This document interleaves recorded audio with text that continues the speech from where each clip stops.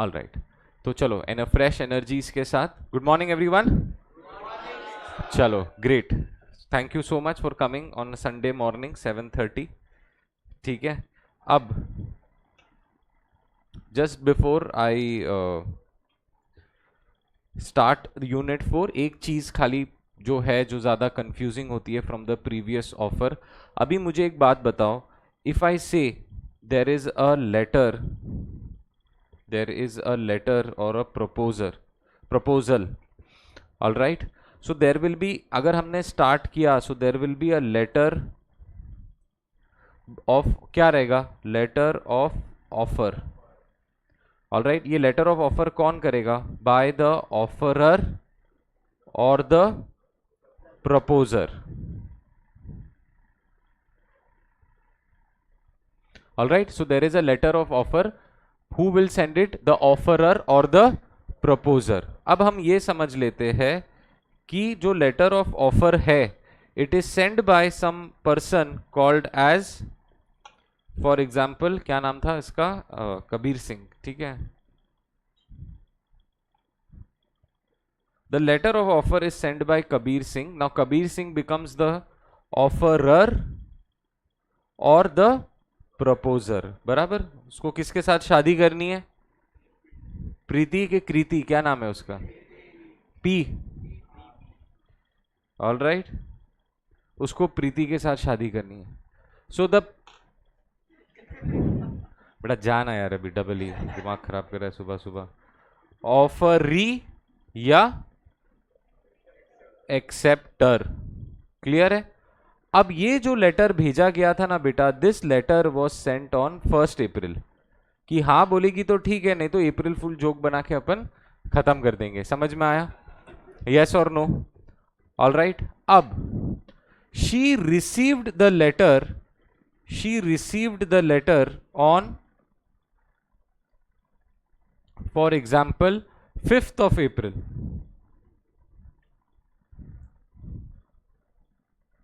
so when was the offer made, 1st April को। when was the offer received, all right, Preeti was busy, so she read the letter on 7th April। are you with me? Letter कब भेजा गया था, 1st April को। Letter receive कब हुआ था, 5th April को। लेटर रीड कब हुआ था, तो when is communication complete? Communication of what is complete on 7th? बराबर, communication of offer is complete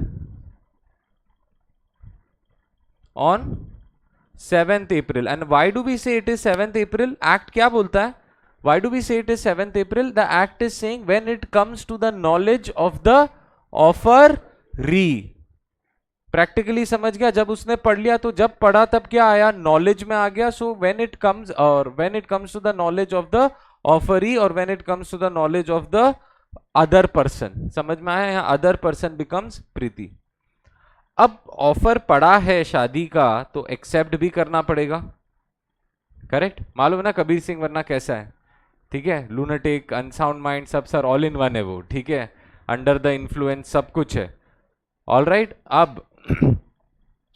अब नेक्स्ट पार्ट आता है बेटा, तो ये कम्युनिकेशन ऑफ ऑफर हो गया। अब कम्युनिकेशन ऑफ एक्सेप्टेंस, तो हम समझ लेते हैं कि लेटर ऑफ एक्सेप्टेंस का क्या रूल्स है।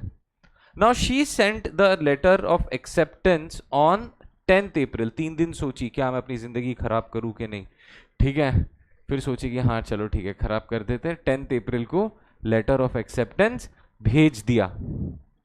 नाउ इसका जो कम्युनिकेशन है ना, ये कब कंप्लीट होगा वो हमें देखना है, because the communication has to be completed from both ends ना बेटा। The acceptance has to bind Kabir Singh also, the acceptance has to bind Preeti also, all right. Now as against offeror, दो पार्टीज देखे थे हम लोग ने, बराबर है।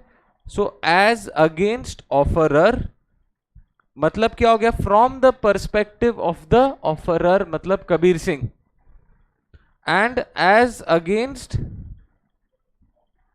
ऑफरी कब कंप्लीट है, मतलब from the perspective of whom, on the perspective of whom, offeree, मतलब प्रीति हो गया इधर। बिकॉज देखो उसने लेटर भेजा कब है, 1 अप्रैल को। ऑल राइट, अभी तक कुछ रिप्लाई नहीं आया है, तो धक धक कर रहा होगा कि नहीं, टेंशन में बैठा रहेगा कि नहीं। तुम भी व्हाट्सएप मैसेज भेज के देखते रहते हो ना, अभी रिप्लाई आया कि नहीं, अभी रिप्लाई आया कि नहीं, हाँ या ना। किसी को डीएम करते हो तो एक्सपेक्ट करते हो ना वापस मैसेज कि अभी तक रिप्लाई नहीं आया, नहीं करते हो तुम लोग, ठीक है। ऑफ कोर्स सच रहो ना यार, सच बोला करो, सुबह सुबह झूठ नहीं बोलने का। अब मैं थोड़ा ना बोल रहा हूँ, तुमने अपने फ्रेंड को भी रिप्लाई मैसेज किया होगा, ऑलराइट, तो क्या है उसमें accept reply, always we always accept a reply, alright. अब यहां पे द ऑफरर कम्स बाउंड, ध्यान से सुनना बेटा, द ऑफरर बिकम्स बाउंड, मतलब उसने शादी का प्रपोजल दिया, ऑलराइट, उसने शादी का प्रपोजल दिया, now he will be bound by the contract. See promise to marry is a valid contract, boss. Agreements and restraint of marriage is different. Agreements and restraint of marriage means क्या, किसी ने अपने आप को रोका, you are stopping someone to marry, that is against public policy, it's considered as immoral, कि दो प्यार करने वाले लोग को रोक नहीं सकते, समझ में आ रहा है। But when it comes to promise to marry, alright, समझो मैं गया, आई सेड कि ठीक है, I promise to marry you on so and so date, ठीक है, एंड एक्सेप्टेंस आ जाता है, तो I am bound by that acceptance. Boss last minute नहीं बोल सकते कि ये शादी नहीं हो सकता, अब मेरा मन चेंज हो गया, नहीं। Are you understanding? Then damages होंगे, वो आगे देखेंगे हम लोग। अब यही इसके लिए मैं यहां थोड़ा क्यों बोल रहा हूं, because next is performance. Performance मतलब क्या, कॉन्ट्रैक्ट एग्जीक्यूट कैसे होगा। अब तक हमने क्या पढ़ा, कॉन्ट्रैक्ट बनेगा कैसे, एलिमेंट्स क्या होंगे, what will be required, when will it become void, when will it become voidable, ये सब, मतलब formation of contract was unit 1 2 3। अब execution of contract will be unit 4, ठीक है। नाउ ऑफरर इज बाउंड, और offeror becomes bound, offerer becomes bound by the acceptance, offerer becomes bound by the acceptance as soon as letter of acceptance is posted।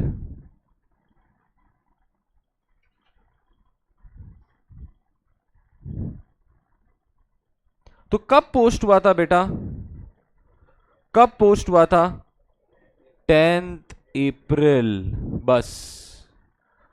क्यों भाई, तूने offer दिया था, तेरी नीयत साफ होनी चाहिए थी, सामने वाले ने तो एक्सेप्ट कर लिया, एक्सेप्ट करके पोस्ट कर दिया। नाउ वंस यू पोस्ट, मतलब it is now beyond the control of Preeti, बराबर है। अब लेटर चला गया है, लेटर बॉक्स के अंदर घुस चुका है, who is bound on that date, who is bound on that date, offeror. Who is bound on that date, offeror. तो 10th अप्रैल को the moment she sends the letter of acceptance, offeror becomes bound, कि भाई अब तुझे तो शादी करनी पड़ेगी, अब तू अपना माइंड नहीं चेंज कर सकता, तूने भेजा ना, सामने वाले ने एक्सेप्ट किया ना, now you are bound. So you are bound from which date, you are bound from which date, 10th of April, all right। Offeree will become bound when the letter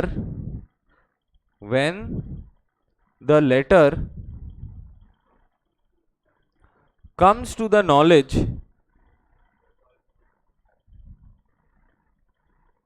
of who, offerer,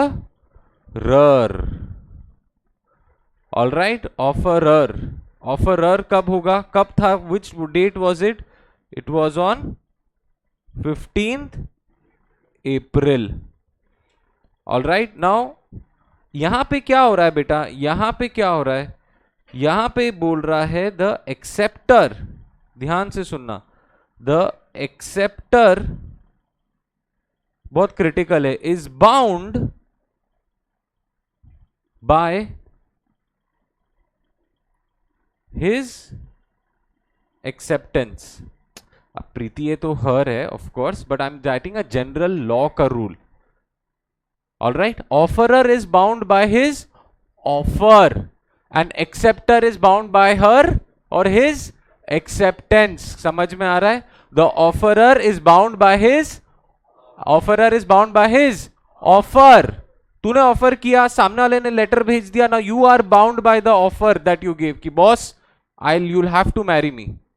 And when is accept, because देखो दोनों party मुकर सकती है ना, होता है ना यार, माइंड चेंज हो गया, नर्वस हो गया, लास्ट मोमेंट व्हाटएवर. अब ये तुम शादी में ही हर बार मत सोचो, कोई भी कॉन्ट्रैक्ट हो सकता है. मैंने तुमको प्रोडक्ट बेचने का ऑफर दिया, तुमने एक्सेप्ट कर दिया, किसी का भी माइंड चेंज हो सकता है. या मुझे बेचना नहीं है या तुमको खरीदना नहीं है. क्लियर है? समझ में आया? सो letter acceptor is bound by his acceptance only when it comes to the knowledge of the offerer, that is 15th April. Clear है? यहां तक डन है? आई थिंक ये तो बहुत क्लियर था तुमको, ये तो आई थिंक सबको समझ में आ रहा था. अब revocation, cancellation, when can revocation be done? All, right up to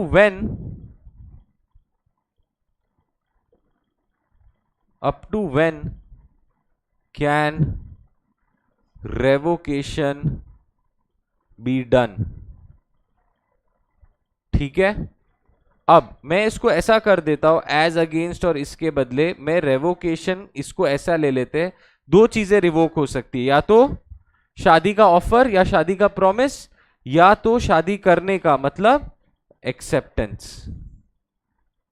बराबर है? Offer can be revoked any time before acceptance. Simple.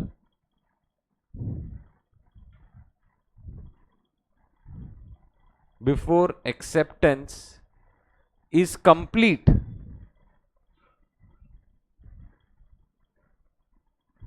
against the offerer. Against the offerer.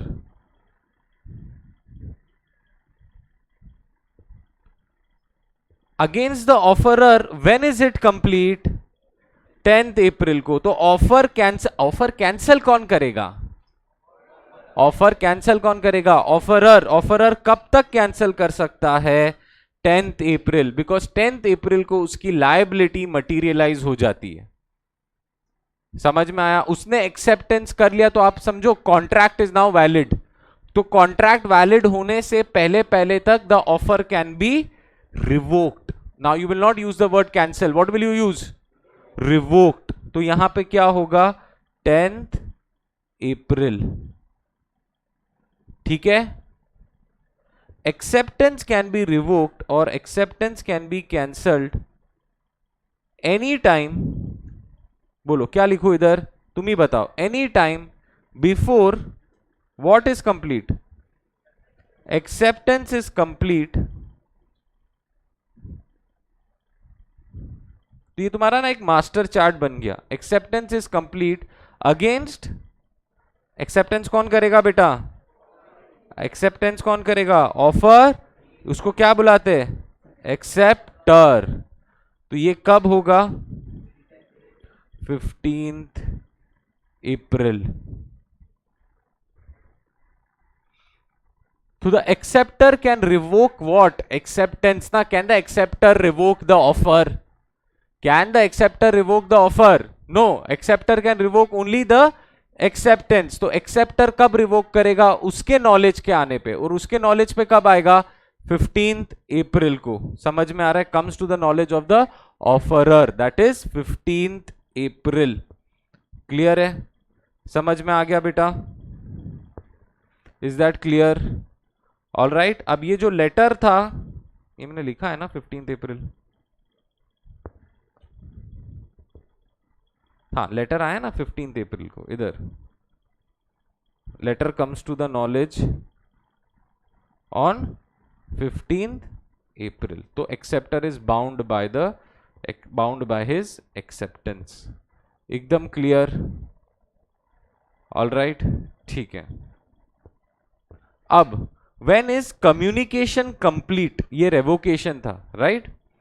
ये तो मैंने when against the knowledge, now acceptance भी मैंने कर दिया. Okay, alright, I think ठीक है. एक काम करो, इतना लिख लो.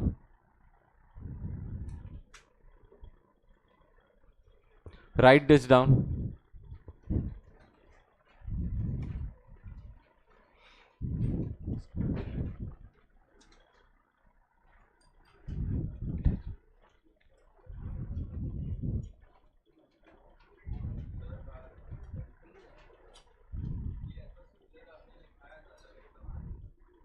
लिखा है तुम्हारे पास है सेम चीज, बट डेट्स बराबर है. ये नहीं दिया था पर रेवोकेशन नहीं था. हाँ तो रेवोकेशन का कर दो, because revocation is also important, combined आएगा.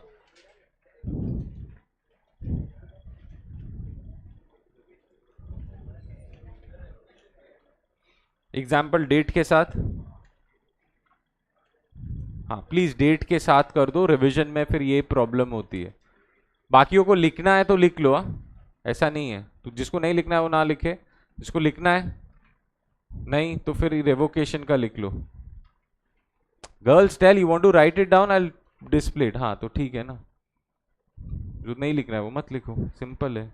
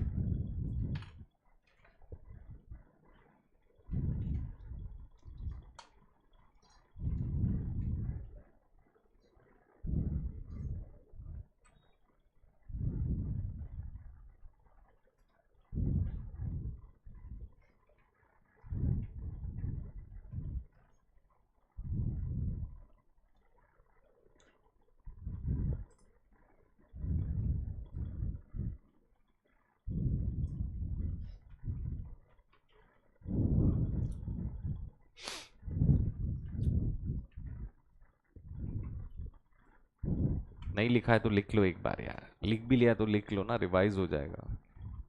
क्यों बैठे हो ऐसे.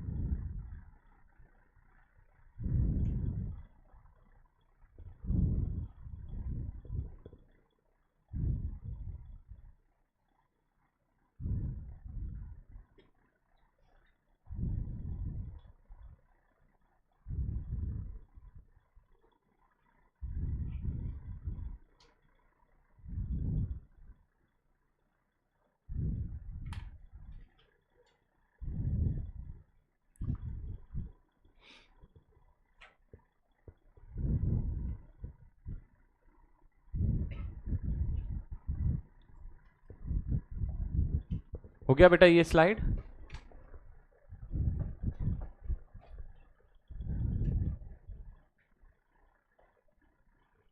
आगे करूं.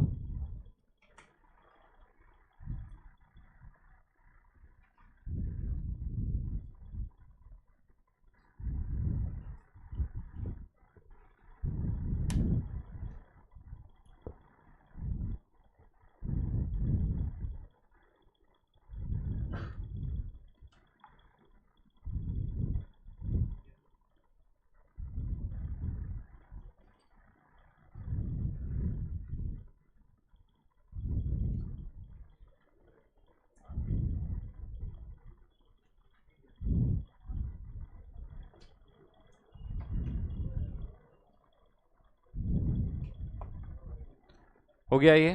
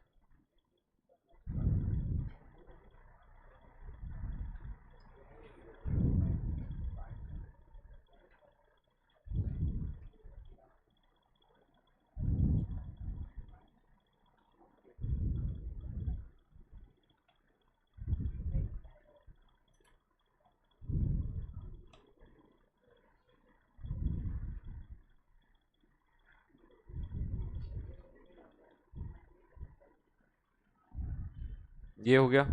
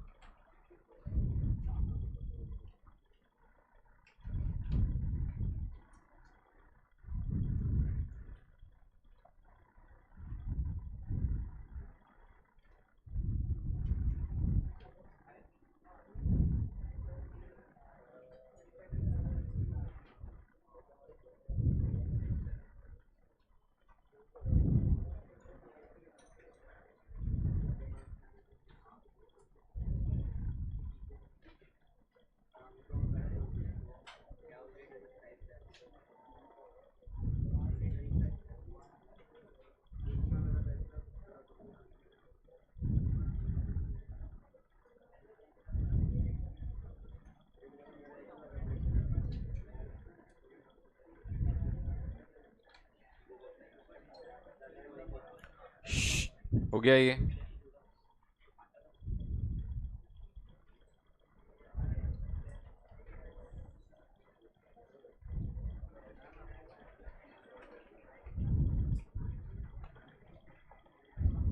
एक मिनट ना बेटा, सॉरी, वो ऐप अपडेट होने ऑटो अपडेट पे चला गया।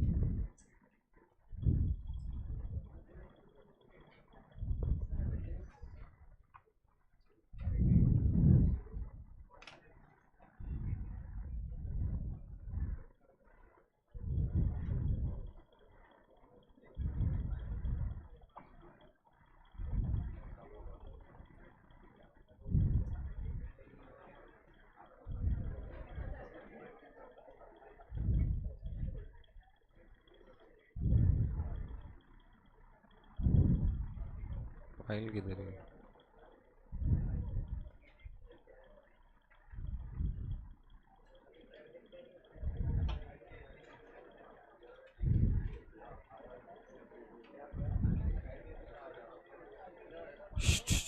गाइस यार, तुम लोग एक 2 मिनट प्रॉब्लम नहीं होती है कि तुम लोग चालू हो जाते हो?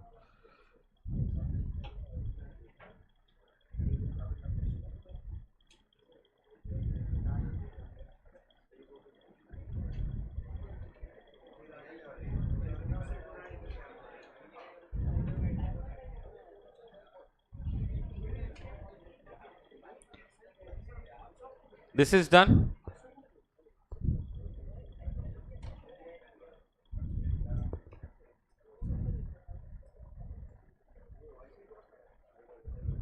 ये हो गया।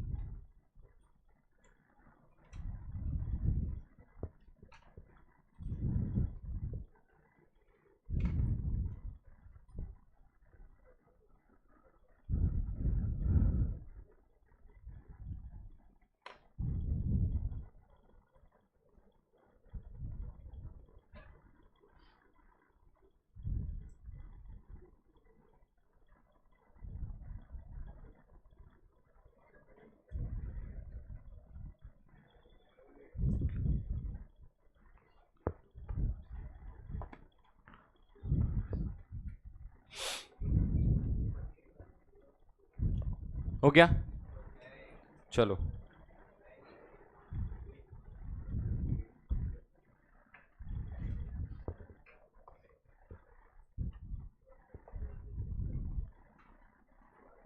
क्या नहीं लिख रहा है?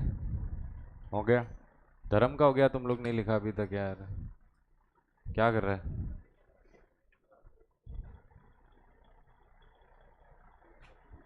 ठीक है, done done done.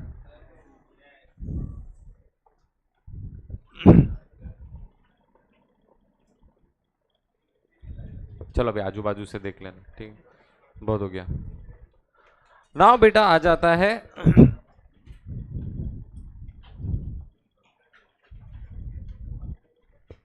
Now we come to what is the name of the unit? Unit 4। क्या लिखा हुआ है? Sorry it was frozen.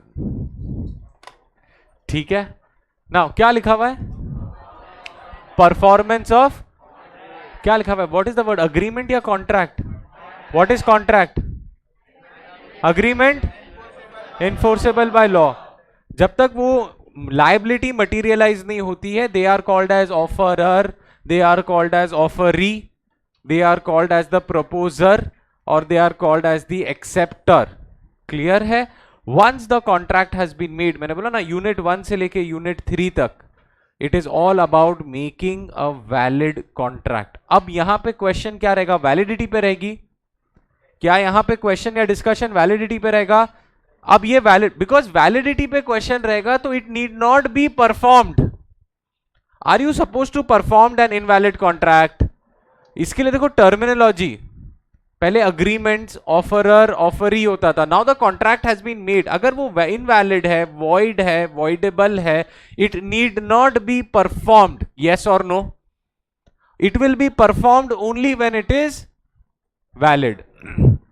तुमको याद है consideration, consideration should be lawful, the object is suppose to be lawful. अगर lawful कब है? It is not suppose to be immoral, as against public policy, not expressly declared at void, और not punishable by the Indian penal code. ये सब हमने चीजें देखा था, राइट? मैं और धर्म का कॉन्ट्रैक्ट होता है, मैं बोलता हूं धर्म एक काम कर, राजू का हाथ काट के लेके आ जा, ठीक है? मुझे राजू पसंद नहीं है, मुझे राजू का क्या चाहिए? हाथ, वो भी कौन सा? राइट वाला, ठीक है? मुझे कौन सा हाथ चाहिए? राइट हाथ चाहिए। धर्म बोलता है ठीक है डन सर। बोला 10,000 रुपया दूंगा। मैं बोला ठीक है। धर्म जाता है उसका हाथ काटने के लिए, गलती से लेफ्ट हैंड काट देता है और लेके आ जाता है लेफ्ट वाला। मैं बोला ये हाथ का मैं क्या करूं, मेरे को तो राइट चाहिए था। अरे सर अभी जान दो ना, राइट है या लेफ्ट है, हाथ तो कट गया ना। मैं बोला नहीं बॉस, मेरे को कॉन्ट्रैक्ट किसका हुआ था? कॉन्ट्रैक्ट किसका हुआ था? Right hand. तू मेरे को क्या लेके आया? Left hand. क्या ये कॉन्ट्रैक्ट वैलिड है? क्या हम कोर्ट के पास जा सकते हैं? Is it enforceable by law? No. बोलता है सर 5,000 दे दो, जान दो, गलत हाथ लेके आया ना, 5,000 दो, जाऊं दूसरा लेके आऊं क्या?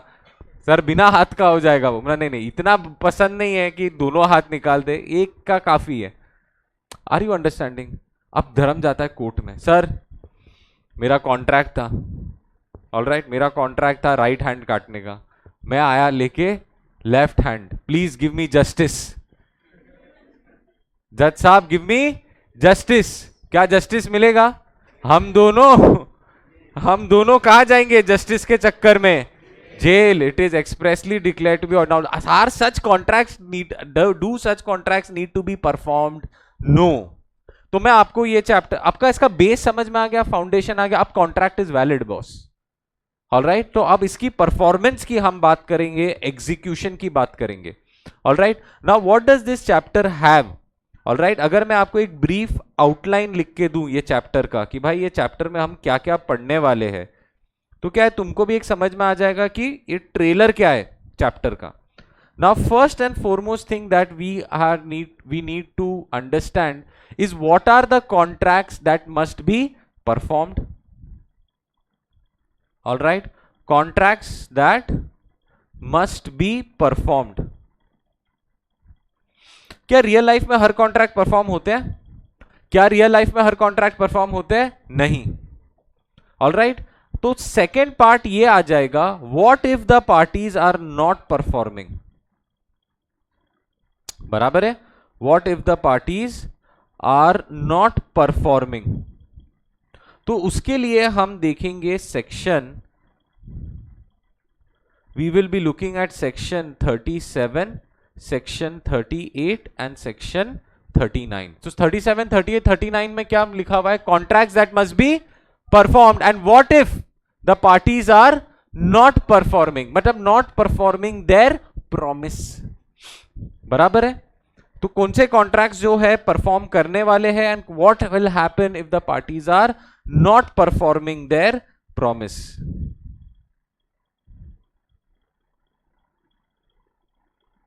नॉट परफॉर्मिंग देयर प्रॉमिस, समझ में आ गया बेटा? Proposal when accepted becomes a promise. अब आपको परफॉर्म करना है. Alright, I entered into a contract to sell 1000 kgs of cement. I entered into a contract to sell 1000 kgs of cement. तो मेरा प्रॉमिस क्या है? 1000 kgs of cement. सामने वाले का प्रॉमिस क्या है? He will pay me 1 lakh rupees, for example. All right. So what are the contracts that need to be performed, and what if the parties are not performing? बता, नहीं देता जा. अब क्या कॉन्ट्रैक्ट इनवैलिड है? नहीं बॉस, कॉन्ट्रैक्ट वैलिड है, but I am not ready to perform my part of the promise. तो मेरे पास थोड़ी रेमेडीज होनी चाहिए. और अलग पार्ट भी ये हो सकता है, मैंने 100 kgs ऑफ सीमेंट रेडी रखा डिलीवर करने के लिए, सामने वाला क्या नहीं कर रहा है? पेमेंट नहीं कर रहा है. और तीसरा पॉसिबिलिटीज, दोनों कुछ नहीं कर रहे. पॉसिबल है ना? ऑलराइट, वो पेमेंट भी नहीं कर रहा है, मैं डिलीवरी भी नहीं. सर ये तो आप डिलीवरी नहीं करोगे तो पेमेंट नहीं होगा. बराबर है ना बेटा? वो टर्म्स एंड कंडीशंस के ऊपर है ना, वो टर्म्स एंड कंडीशंस के ऊपर है. मैं इसको बोल सकता हूं तू पैसा दे तो मैं डिलीवरी करूंगा, वो बोलेगा तू डिलीवरी कर दो मैं पैसा दूंगा. बट कहीं ना कहीं तो अग्रीमेंट होगा ना कि कौन पहले क्या करेगा. समझ में आ रहा है? हमारा कॉन्ट्रैक्ट हुआ था 5 मार्च के दिन, वो पैसा लेके आ गया, मैं सीमेंट नहीं लेके आया. Any of the combination is possible. यहां पे क्लियर है? अब कॉन्ट्रैक्ट्स परफॉर्म कौन से होने चाहिए तो देख लिया. अब दूसरी चीज that we will see, who will perform the contract. बराबर है?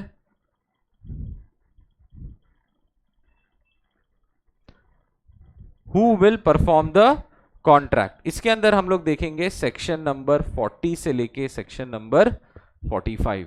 Is it necessary that the offeror himself will perform his offer? His offerer must perform the contract. Is it necessary that always the offerer needs to perform the contract? No, not necessary, sir. Sir, depends. All right, it depends. तो law ने वो भी specify किया है कि अगर आपका contract है तो who will perform the contract और who will perform the promise. यहां तक क्लियर है? फिर नेक्स्ट पार्ट हम लोग पढ़ेंगे ये सेक्शन के अंदर, appropriation of payments. What do mean by appropriation of payments?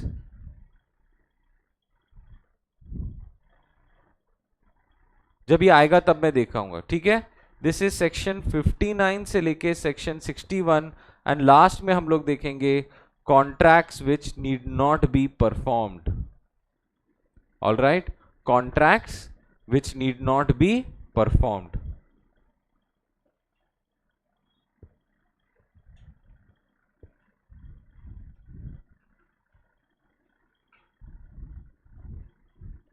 So this is the brief overview of this chapter, जिसमें सेक्शन 62 से लेके हम 67 पढ़ेंगे.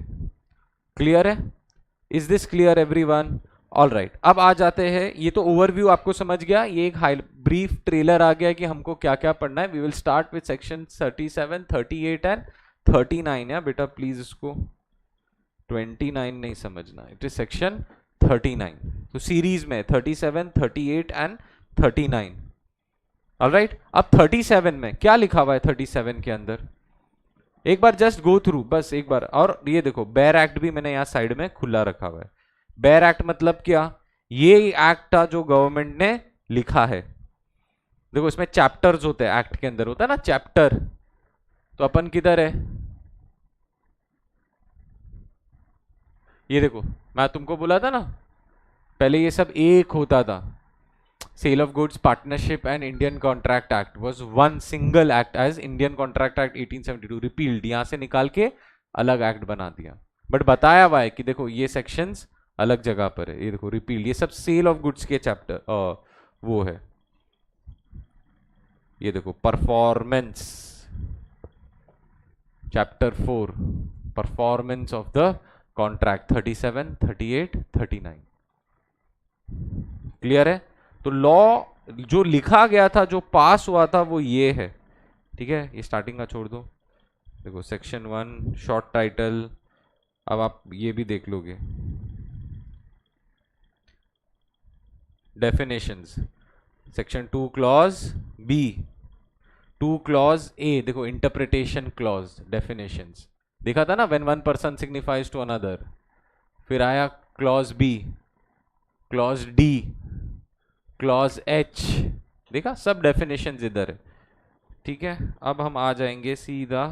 सर टोटल एक्ट कितने पेजेस का है? 50 टोटल, एंड टू एंड 29, 30, 31, 32, 33, अपने को चाहिए 37। किधर है? इधर है। क्या लिखा हुआ है? The parties to a contract must either perform और ऑफर टू परफॉर्म, क्या बेटा, their respective promises unless such performance is dispensed with or excused under the provisions of this act or any other law। और उसके नीचे लिखा हुआ है promises bind the representative of the promisor in case of the death of such promisor before the performance unless a contrary intention appears from the contract। later please ध्यान से। All right, तो क्या पढ़ा हमने? Parties to a contract must, parties to a contract must perform या offer to perform. So what are they suppose to do? They are suppose to either perform और offer to perform their promises unless it is excused by law. तो law से हमको यहां चीज से दो समझ में आई कि परफॉर्मेंसेस ऑफ टू टाइप्स बेटा। पहला वाला क्या है? ऑल राइट, पहला वाला क्या है? Actual performance. I asked for a packet of biscuit, सामने वाले ने मुझे बिस्किट दिया, मैंने उसको एक रेम्यूनरेशन, कंसिडरेशन 10 रुपया दे दिया। What is it called? Actual performance, where both the parties have performed their respective promises. अब प्रॉमिस की बात आएगी, अब ऑफर की बात नहीं आएगी, क्योंकि ऑफर अब एक्सेप्ट हो चुका है। क्लियर है ना? तो दिमाग में ये क्लियर रखना, सर वो एक टाइम पे ऑफर था जो एक्सेप्ट हो गया, now it is become a promise. तो अब हम एग्जीक्यूट ऑफर करेंगे, एग्जीक्यूट प्रॉमिस करेंगे? Promise, because the proposal has been accepted. यहां तक क्लियर है? अब एक बात सुनो, there is something called as discharge, ध्यान रखना। डिस्चार्ज मतलब क्या हो गया? Contract is over. All right, discharge मतलब कॉन्ट्रैक्ट इज ओवर। यहां तक इतना समझ में आया? नाउ परफॉर्म था, एक्चुअल परफॉर्मेंस हो गया, what will the contract become? The contract will be discharged. बेटा ध्यान से सुनना, बिकॉज इसके बाद नेक्स्ट यूनिट में डिस्चार्ज ही हम पढ़ने वाले, तो थोड़ा मैं आपको ब्रीफ इधर। Contract is over. अब यहां पे ऑल राइट, यहां पे ऑफर टू परफॉर्म मतलब क्या हो गया? The promisor offers to perform but the promisee refuses to accept the performance. तो क्या है दोनों चीजें मेरे को बताओ। पहले क्या होना चाहिए? या तो परफॉर्मेंस होना चाहिए, that is called as, hello क्या है?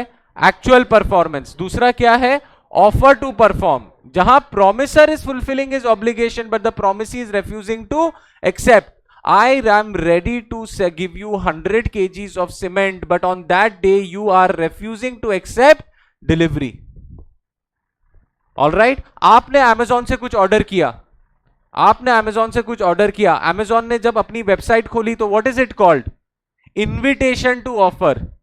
आपने ऑर्डर प्लेस किया, वहां एक्सेप्ट हो गया। All right, now there is a promise between you and Amazon that on delivery you will pay the amount. Clear है? On delivery you will pay the amount. Delivery I, all right, delivery had come to your place. The promiser, the offerer accepted or attempted to perform, but the promisee refused to accept or refuses to accept the performance. तुमने पे नहीं किया तो क्या तुमको मिलेगा? नहीं मिलेगा। मतलब you have breached the contract. समझ में आ रहा है? तुमने कैंसिल किया, तुमने अपना पार्ट परफॉर्म नहीं किया. Is that clear? यस और नो? उल्टा केस, तुमने पे कर दिया, सामने वाले ने डिलीवर नहीं किया, वो भी ब्रीच है. ऑलराइट, वो भी ब्रीच है. क्लियर है? अब व्हाट डू यू सी? अभी सेक्शन 37 पढ़ लिया, ठीक है. Now section 38, effect of refusal. तो तुमको सेक्शन 37 समझ में आ गया बेटा? इस section number 37 clear? Alright, clear. Okay, so either it is the duty to either, सबसे पहले it is the duty to either perform और offer to perform. So it is the duty to either perform और offer to perform unless it is excused by law. Excused by law क्या है वो आगे देखेंगे. Contracts that need not be performed. अब याद है, इसके लिए मैंने लिंकेज दिया. एक्सक्यूज्ड बाय लॉ मतलब क्या हो गया? Contracts which need not be performed. Clear है? समझ में आया बेटा आपको? Section 37 is clear. अब आ जाते हैं सेक्शन 38 के अंदर.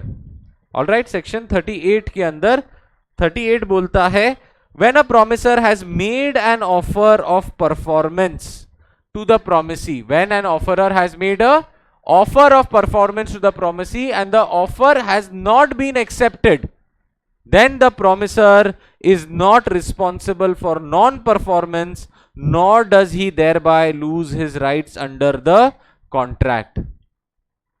मतलब क्या हो रहा है? Amazon is ready to offer you, Amazon is ready to deliver on that offer, बराबर है? All right, you have refused to accept, then किसकी liability नहीं है? किसकी liability नहीं है? Amazon is not responsible for non-performance. क्योंकि कॉन्ट्रैक्ट बन गया था, डिलीवरी हो गया था, बाद में ये क्लेम नहीं किया जा सकता है कि Amazon ने डिलीवर नहीं किया. बिकॉज Amazon क्या बोलेगा? I attempted to deliver the product, you refuse to accept delivery, now I am discharged, I am free from the liability, plus neither does he lose his rights on the contract. ये clarify करने के लिए लिखा कि भाई discharge तो हो गया है, बट अगर कुछ भरपाई या कुछ लॉस हुआ या कुछ ब्रीच हुआ तो आपको पे करना पड़ेगा. समझ में आ रहा है बेटा? देखो, आप बोलोगे सर Amazon को अपन डिलीवरी रिजेक्ट करते हैं, वो रिटर्न कर देता है. वो टर्म्स एंड कंडीशन है कि if the user doesn't take तो वो वापस लेके जाता है. वो क्यों करता है? So that it makes it easy for you to purchase, so that it is easy for you to purchase. समझ में आ रहा है? आपको एक कॉन्फिडेंस आ जाता है ना, ठीक है मंगा लेते हैं, नहीं हुआ तो नहीं पे करेंगे, वैसे भी वो लेके जाएगा, वो खुद से लेके जा रहा है. बट अगर आप कमर्शियली देखो, मेरा 100 kgs का सीमेंट देखो, भाई मेरा ट्रक आ गया इधर, अब तू बोल रहा है 100 kgs ऑफ सीमेंट तू लेगा नहीं, तो क्या मेरे को नुकसान होगा कि नहीं होगा? कि मैं खुशी खुशी वापस लेके चला जाऊंगा? नुकसान होगा. क्या मैं गिड़गिड़ाऊंगा उसके आगे, ले ले भाई प्लीज 100 kg सीमेंट ले ले, अब मैं क्या करूं ये सीमेंट का? नहीं बॉस. ऑलराइट, आप समझो वो 100 kg cement was at 10 rupees per kg. अब उसके रेफ्यूजल के वजह से ये सीमेंट कोई खरीद नहीं रहा है, मुझे लॉस हो गया, मुझे 7 रुपया किलो बेचना पड़ा. तो ये जो लॉस हुआ 3 रुपया किलो, मैं किससे रिकवर करूंगा? The person who has not accepted my performance. अब समझ में आ रहा है बेटा? क्लियर हुआ? Amazon तो खाली एक रिलेट करने के लिए दिया था, वो तो विलिंगली लेके चला जाता है. बट अगर आप कमर्शियल एंड रियलिटी में देखोगे, ऐसा नहीं होता है बॉस. कोई ऑफरर अटेम्प्ट कर रहा है अपना प्रॉमिस और तुम बोल रहे हो अब नहीं चाहिए, तो कैसे होगा? Someone asked me for 10 units of table, ये मेजरमेंट के, मैं 10 यूनिट्स ऑफ टेबल लेके आ गया, अब वो बोल रहा है मैं नहीं एक्सेप्ट कर रहा हूं. या मुझे देखो, माइंड चेंज हो सकता है ना. माइंड चेंज कैसे होगा? सामने वाला बोलेगा कि यार मुझे यही टेबल किसी और ने, समझो ओम ने, और सस्ते में दे दिया, सेम मेजर सेम स्पेसिफिकेशन. वो क्या बोल रहा है? मैंने बोला यार आपको पर टेबल 1000 रुपए मिलेगा, ओम बोल रहा है 200 800 में बना के दे दूंगा. पॉसिबल है ना? ये तो होता है बेटा रियलिटी में. द मोमेंट ओम सेज 800 में दे दूंगा, सामने वाले का इंटेंशन तो होगा ना यार 200 रुपया पर टेबल में 10 टेबल पे बचाऊंगा, मेरा तो फायदा हो गया, जा तेरे से नहीं चाहिए, तेरा महंगा है टेबल. अरे यार मैंने बना लिया, अब ये टेबल कोई खरीदेगा? Why? It is as per his specification. अब मुझे लॉस हो जाएगा तो सामने वाले को भरना पड़ेगा. These are called as damages बेटा. The money that you get, नुकसान की जो भरपाई होती है, these are called as damages. यहां तक क्लियर हो रहा है? समझ में आया बेटा आपको सेक्शन 37? अब यहां पे क्या लिखा हुआ है? एक बार परफॉर्म हो गया तो डिस्चार्ज हो गया. ऑलराइट, यहां पर भी डिस्चार्ज होता है, कॉन्ट्रैक्ट डिस्चार्ज हो जाता है, बट डिस्चार्ज बाय ब्रीच. तुमने कैंसल किया, इसके वजह से कॉन्ट्रैक्ट को हम खत्म करें। अब ब्रीच होगा तो डैमेजेस होंगे, ब्रीच होगा तो तुम लोग क्या सो गया क्या? ब्रीच होगा तो क्या होगा? डैमेजेस। समझ में आ रहा है? एक्चुअल परफॉर्मेंसेस और डिस्चार्ज। डिस्चार्ज क्यों बेटा? हमने लायबिलिटीज क्रिएट की थी, ऑब्लिगेशंस क्रिएट की थी, अब तू भी फ्री मैं भी फ्री। ऑलराइट, अब यहां पे भी डिस्चार्ज होगा, बट यहां पे क्या होगा? Discharge by breach. तुमने कैंसल, मतलब तुमने, एक पार्टी ने रिफ्यूज किया हुआ है, डिस्चार्ज होगा बाय ब्रीच। अब ये टर्मिनोलॉजी जानबूझ के, क्योंकि नेक्स्ट यूनिट में हम यही सब पढ़ेंगे, ब्रीच ऑफ कॉन्ट्रैक्ट। क्लियर हो गया? तो सेक्शन 37 क्या बोलता है? It is the duty to perform और ऑफर टू परफॉर्म, ठीक है, unless it is excused by law. Alright, it is the duty to perform or offer to perform unless it is excused by law. Now what is the effect of refusal? देखो हमारा summary देखो बेटा, that contracts must be performed, and what if the parties are not performing their promise? All right, so what if they refuse? Section number 38, where a promisor has made an offer of performance and the offer has not accepted, so क्या होगा? इसका effect क्या है? ये दो चीजें हैं। Is he responsible for non-performance? No. Is he responsible for non-performance? No. Does he lose any rights under the contract? No. कि कॉन्ट्रैक्ट ब्रीच होगा, मतलब ये क्या बोल रहे हैं? हमारा कॉन्ट्रैक्ट था, हमने टर्म्स एंड कंडीशन सेट कर दी कि पेमेंट ये दिन पे होगा, डिलेड पेमेंट होगा तो ये होगा, पेनल्टी होगी तो ये होगी, नॉन डिलीवरी होगा तो ये होगा, बराबर है? यस और no?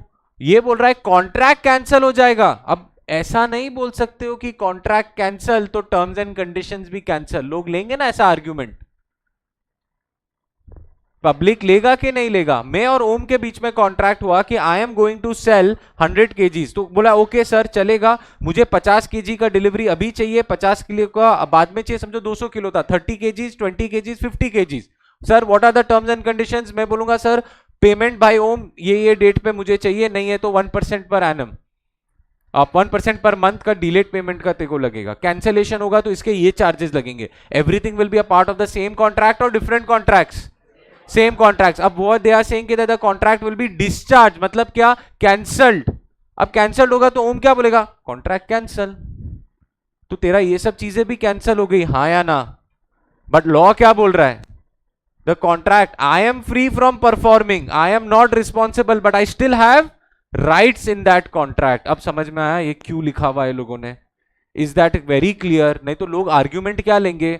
Contract cancel, terms and condition cancel, law ही बोलता है। इसके लिए एडिशनल लाइन है, nor does he lose his rights under the contract. So मुझे बोलो, when a promisor has attempted to perform his promise and कौन रिफ्यूज किया?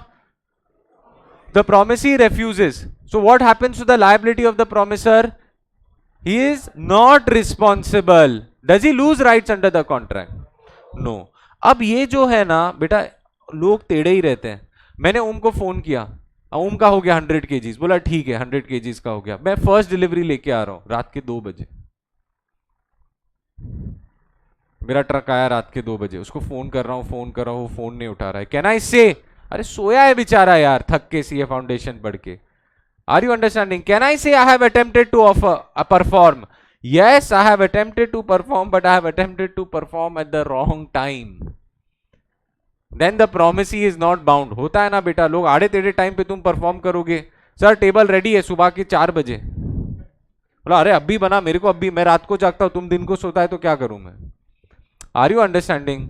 क्लियर है? समझ में आ रहा है? तो यहां पे एसेंशियल्स दे दिया लोग ने बोला थोड़े कंडीशंस है बॉस परफॉर्मेंस के, जो अटेम्प्टेड परफॉर्मेंस है, यही अटेम्प्टेड परफॉर्मेंस के थोड़े कंडीशंस है। Section number 38, every such offer मतलब क्या? Attempted, every such offer attempted. तो क्या होना चाहिए? सबसे पहले अनकंडीशनल होना चाहिए। ऑलराइट, अनकंडीशनल होना चाहिए। सेकंड वाला क्या है? Proper time and proper place. Alright, अब ओम रहता किधर है? डोंबिवली। मैं बोला सीमेंट मुलुंडा आगे आके ले ले।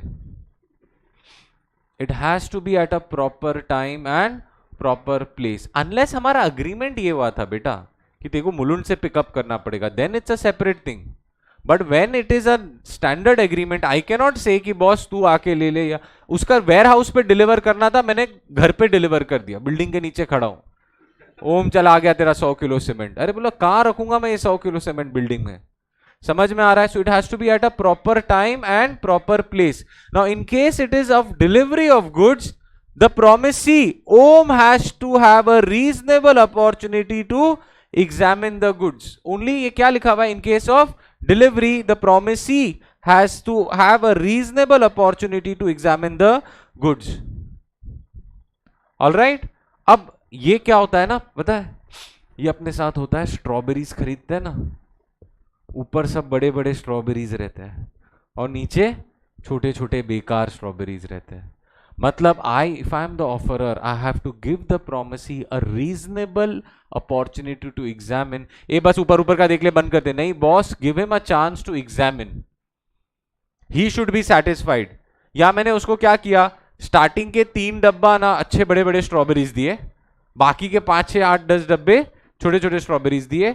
उसने खरीद लिया, बाद में उसको पता चला यार इसमें तो छोटे स्ट्रॉबेरीज है, मैं ये नहीं, तब तो कॉन्ट्रैक्ट कंप्लीट हो जाएगा, तब तो कॉन्ट्रैक्ट कंप्लीट हो जाएगा. Because there is another principle called as buyer beware, caveat emptor. Buyer beware, buyer की रिस्पॉन्सिबिलिटी है बॉस देख के लेने की, सेलर की रिस्पॉन्सिबिलिटी नहीं है देख के बताने की कि मेरा प्रोडक्ट फॉल्टी है. समझ में आ रहा है? बट इसके लिए मुझे क्या देना पड़ेगा?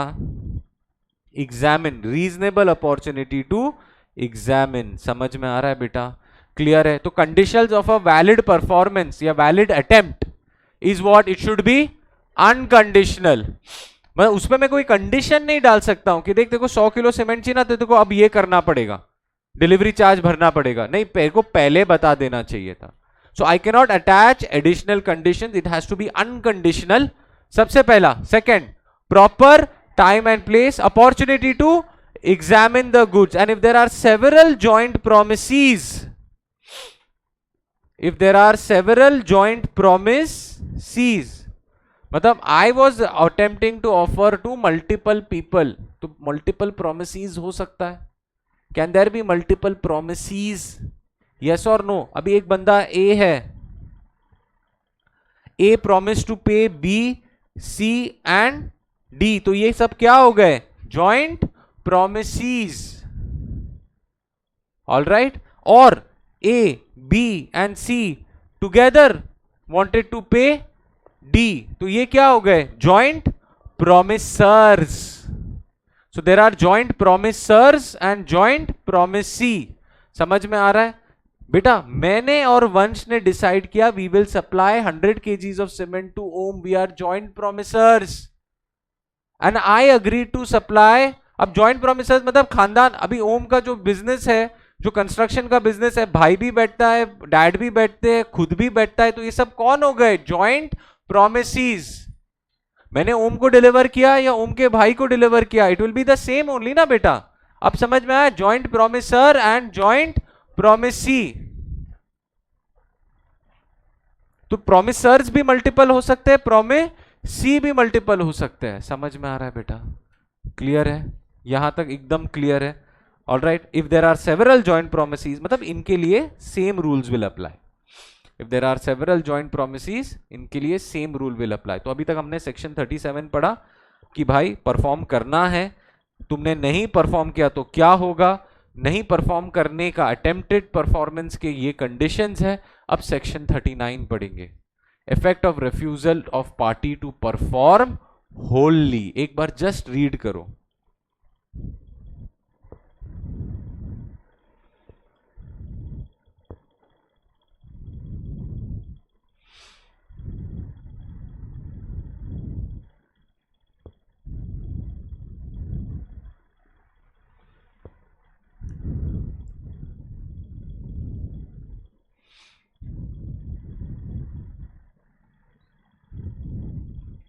थर्टी 38 और 39 में क्या डिफरेंस है?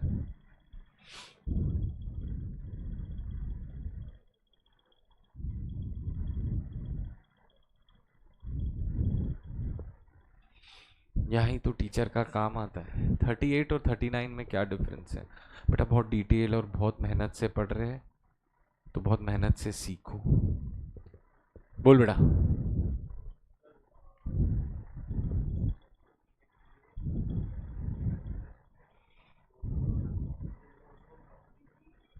नहीं, 3-4 वर्ड में ही डिफरेंस आएगा। पढ़ो, ध्यान, होश में आओ, देखते कितना तुम जागा हुआ है।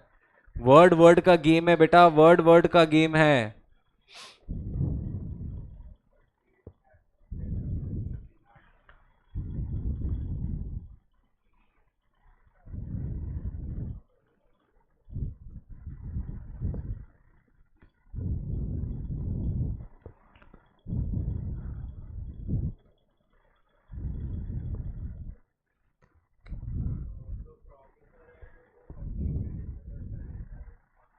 कौन सा सेक्शन? 39 में कौन मना कर देता है?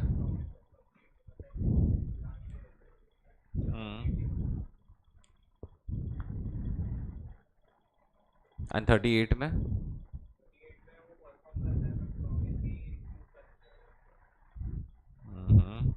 Area is right but the answer is still not perfect. Area, उसका सोच सही जगह पे सोच रहा है बट नहीं। बेटा एवरीवन अंडरस्टैंड समथिंग, यहां डिफॉल्ट कौन कर रहा है? Who is defaulting? Who is the defaulting party? Who is the defaulting party?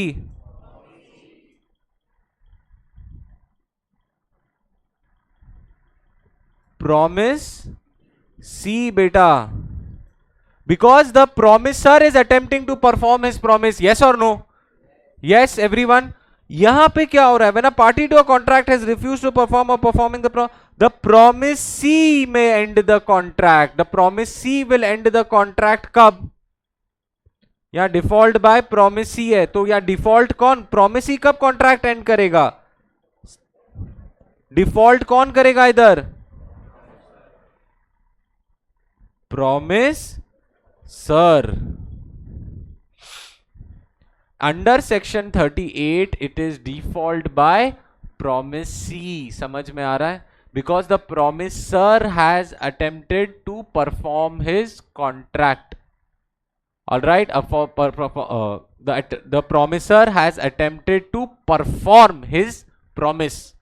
यहां पे क्या हो रहा है? When a party to a contract has refused to perform or disabled himself from performing the promise wholly, the promise may end, the promisee may end the contract. All right, the promisee may end the contract unless promiser has signified by words or conduct his consent to its continuation. All right, क्या मतलब हुआ इसका? बोलो।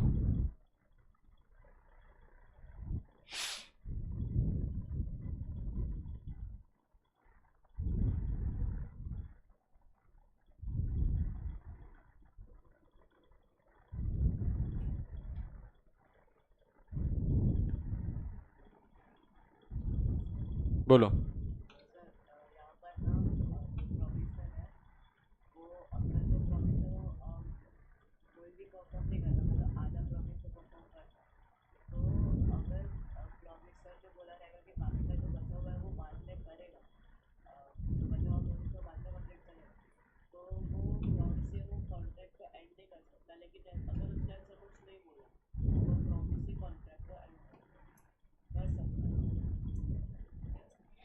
सुनो अभी मेरी बात। सबसे पहले तुमको इधर पता चल गया कि यहाँ डिफॉल्ट कौन कर रहा था बेटा?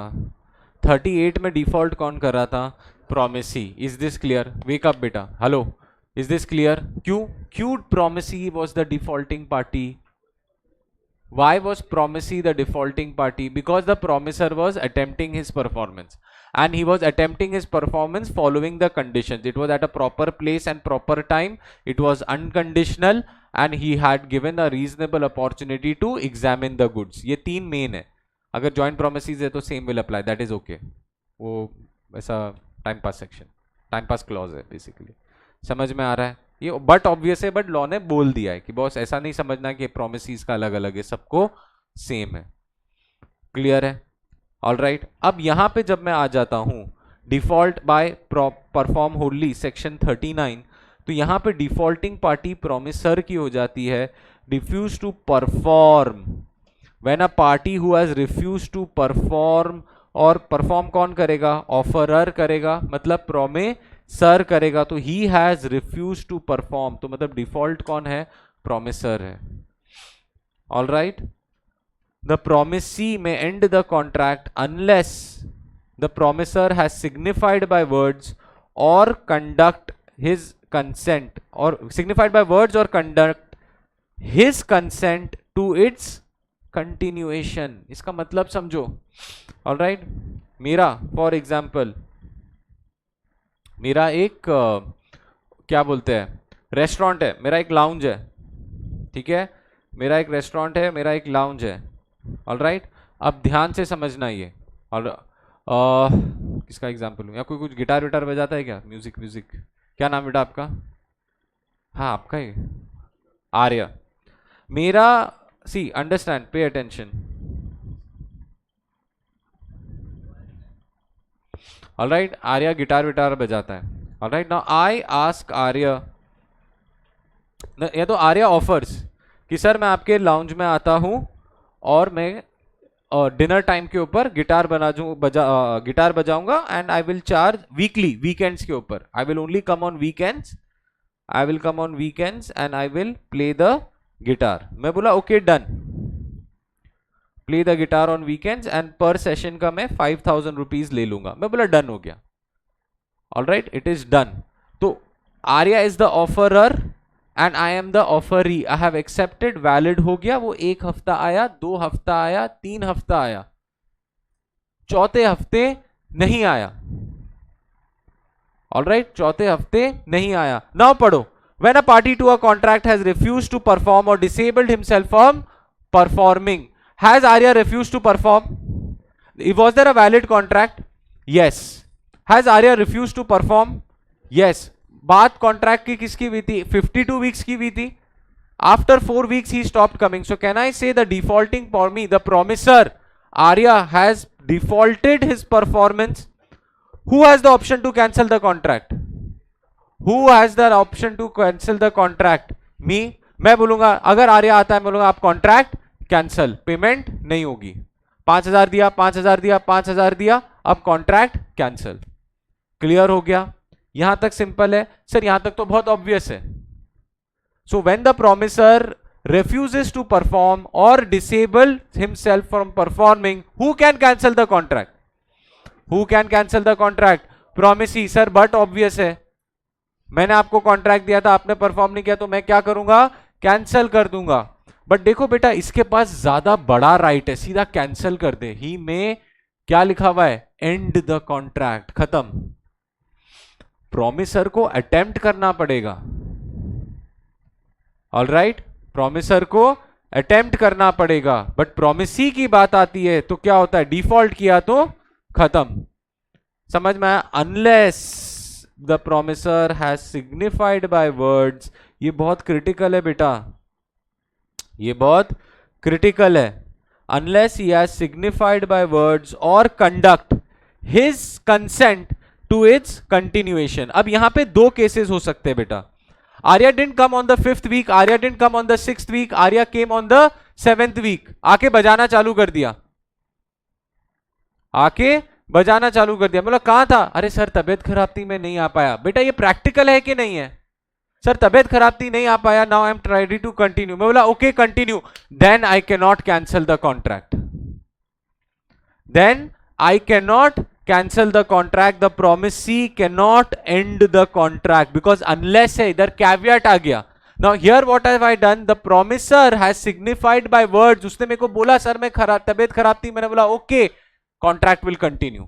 If the contract is continued, you cannot end it, and if the contract has ended, you cannot continue। दोनों समझ में आ रहा है? एक बार end कर दिया तो वो contract खत्म हो गया, अगर continue कर दिया तो वो contract एंड नहीं होगा। और बाय कंडक्ट, वो आया बजाना चालू कर दिया, मैंने कुछ नहीं बोला, ये क्या हो गया, इंप्लाइड कंडक्ट हो गया. बाय साइलेंस वी अंडरस्टूड कि ठीक है यार अब वो कंटिन्यू करेगा. अब मैं बाद में ये नहीं बोल सकता तू 2 हफ्ता नहीं आया ना कैंसल. बाद में मैं ये नहीं बोल सकता हूं ये तो आर्या तू इधर आ, तू 2 हफ्ता आया नहीं आया ना अब कैंसल नहीं. Because by my conduct I implied की I want to continue. I have given my consent. That consent can be what, by words और बाय कंडक्ट. बाय वर्ड्स और by conduct. Now everyone look over here. Every when यहां पे defaulting party कौन है section 39 के अंदर? Who is the defaulting party? Promisor. All right. If the promisor defaults who may and the contract? If the promisor defaults, the contract may be ended by the promisee unless. दो चीजें, किसका consent होना चाहिए? Promisor या promisee का? किसका consent होना चाहिए, प्रोमिसर या प्रोमिसी का? प्रोमिसी का कंसेंट होना चाहिए बॉस. प्रोमिसी का कंसेंट होना चाहिए. Everyone focus. प्रोमिसी को डिफॉल्ट कौन है? वो तो आएगा अपने कंसेंट से ही ना यार. उसको पकड़ के लेके आऊंगा क्या? हॉस्पिटल में था, उठ चल तेरे को गिटार बजाने का है, लेटे लेटे बचा इधर, कोई बात प्रॉब्लम नहीं है, ऐसा होएगा क्या? नहीं. Whose consent is required, promisor या promisee? The promisee's consent is required. Consent in which ways? Either by words और बाय कंडक्ट. कंसेंट है तो कैंसलेशन नहीं है, कैंसलेशन नहीं है तो कैंसल कर दिया तो कंसेंट की कोई जरूरत नहीं है, कंसेंट कर दिया तो कैंसलेशन की जरूरत नहीं है. Then you can not cancel because is unless. And ये प्रैक्टिकल है ना बेटा, लॉजिकल है कि नहीं? वो आया, वो जेन्युइनली नहीं था, आया, मैंने ओके बोल दिया, कम्युनिकेट हो गया, done. Letter I can not cancel. Conduct आया, कुछ नहीं, मैंने बोला तू क्यों आया, मेरे को तो नहीं बजाने, मेरे को तो मेरे से पूछा ही नहीं तूने. नहीं सर बजाया, आपने कुछ बोला नहीं. तो this means the contract will continue. There is no breach, there is no discharge. समझ में आया बेटा? सेक्शन 37 में क्या पढ़ा? Parties are suppose to perform और offer to perform their promises, it is due. All right. Now there उसमें क्या था? ऑफर टू परफॉर्म के कंडीशन से ऑफर टू परफॉर्म, ठीक है. फिर इफेक्ट ऑफ रेफ्यूजल. रेफ्यूजल में क्या हो जाता है? The promisor is not responsible. यहां पे डिफॉल्ट प्रोमिसी करता है सेक्शन 38 के अंदर. सेक्शन 39 के अंदर डिफॉल्ट कौन करता है? प्रोमिसर. ऑलराइट. और ये एग्जाम्पल हमने देख लिया था सेक्शन 39 का. क्लियर है? यहां तक 3 सेक्शन एकदम कटाकट clear. All right. Please write this down. ये वाली चीज लिख लो बस.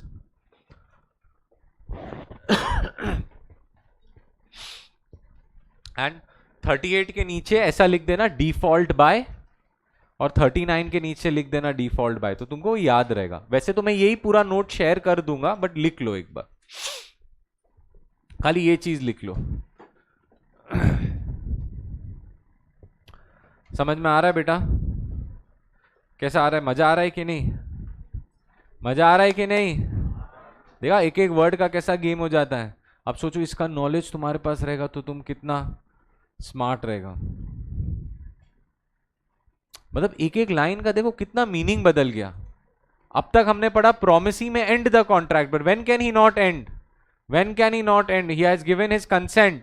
कंसेंट कैसे दिया? या तो बाय वर्ड्स या बाय कंडक्ट. ऑन कंसेंट किस चीज का?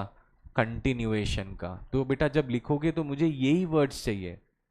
Unless the promisee has given his consent by words और by conduct to its continuation. यही चीज को तुम कोई भलता लैंग्वेज में लिखोगे ना तो मीनिंग चेंज हो जाता है. तुमको लगता है तुमने सही लिखा हुआ है, but when I read it the meaning changes and then you will get a 0.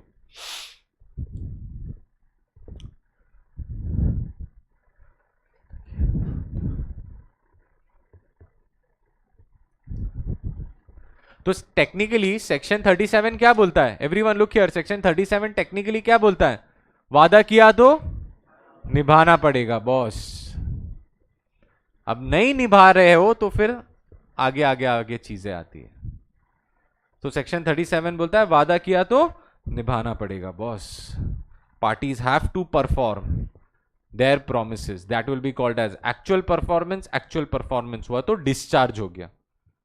फिर एक पार्टी परफॉर्म कर रहा है, दूसरा रेफ्यूज कर रहा है, so the promisor is discharged from his liability, but he does not lose any rights.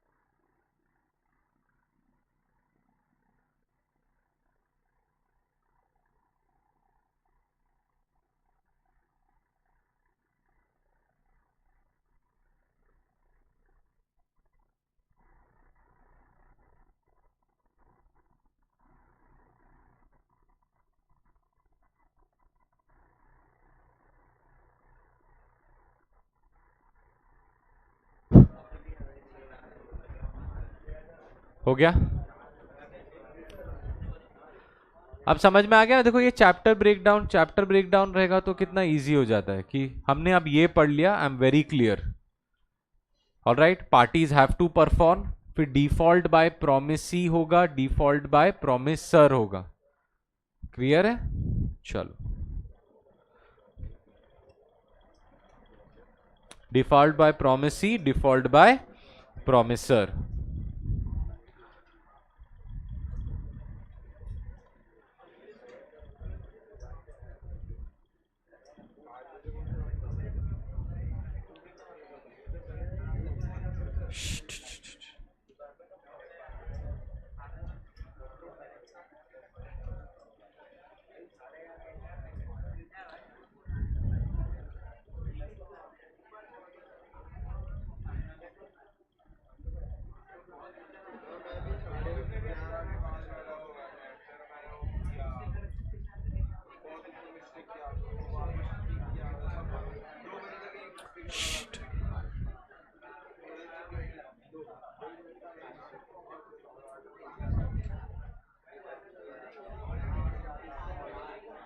चलो मैंने ऐसा लिख दिया सो दैट तुमको एग्जाम्पल याद रहे। ठीक है, offers to play guitar 5000, stops coming after 2 weeks. तो तुमको समझ जाएगा, याद आ जाएगा ना कि what option, if he stops coming after 2 weeks I can either cancel the contract unless आर्या by his actions, alright, unless unless I by my actions or I give a consent to the continuation of the contract। तो मुझे continuation करना है तो consent देना पड़ेगा, continuation नहीं करना है तो कैंसिल करना पड़ेगा। मेरे पास दोनों ऑप्शन है। दोनों ऑप्शन किसके पास है? प्रोमिसर के पास, सॉरी प्रोमिसी के पास। क्लियर है? अब performance of contract section 37, 38, 39 done. अब 40 से कर रहे हैं तो 40 अपना क्या बोल रहा था बेटा? सेकंड वाला 40 says who will perform the contract। Alright, 40 says who will perform the contract। तो एक बार देख लेते हैं।